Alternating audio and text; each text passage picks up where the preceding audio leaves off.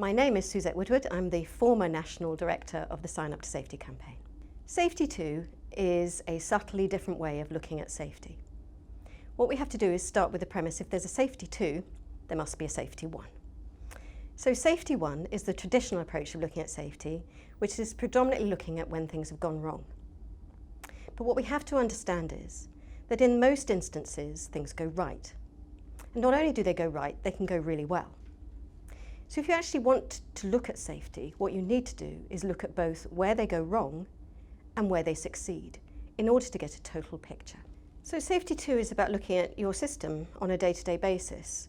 It isn't actually reliant on one incident happening and then you wanting to investigate that in full. It's actually asking yourselves, how do we normally do things every single day? So instead of waiting for that one rare event, what we're doing is looking at our work on a daily basis and wanting to improve it from that perspective. So even the people who are the kind of world leaders on safety 2 have struggled to find ways in which whole organisations are taking this forward. But what we have found is that there are individual aspects of safety 2 that are definitely being taken forward. There are people who are studying what's described as the difference between the world as imagined or work as imagined versus the world as done or work as done, which means that what they're doing is looking at the way policies and procedures ask you to do certain things, this is what we'd like you to do, and then looking at the gap between what is actually done. So what do people do on a daily basis to kind of sometimes work around those policies? And studying that gap has started already.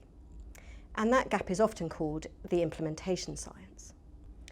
So in order to do safety 2, I think it is really important that we actually lessen the load in terms of safety 1. What we might want to do is look more intelligently at the data that we collect when it goes wrong in order to balance out the time and the resources for people to look at how it simply goes on a daily basis.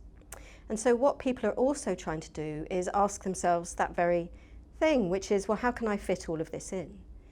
And in fact, what you can do is look at the current methods and methodology, like instant investigation or huddles, where people come together on a daily basis, or debriefings, and simply ask some really good, positive questions about their day.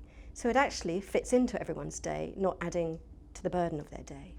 Safety 2 is actually really well liked by our frontline staff. So it, in fact, is more likely to be a movement of frontline staff. So if we take, for example, the Learning from Excellence initiative, which is a group of clinicians led by Adrian Plunkett and his wife Emma Plunkett, who decided that actually what we need to do is start looking more positively about what people do and sharing that and providing really meaningful positive feedback for people. This is an aspect of safety 2. And they started it themselves, and it's grown and grown and grown right across the NHS. And so therefore it's not been mandated, they've not been told what to do, but they are loving it. And this is the kind of impact that we know that safety 2 can have on people who really want to do this stuff. People are really inspired by a much more positive and nuanced approach to safety.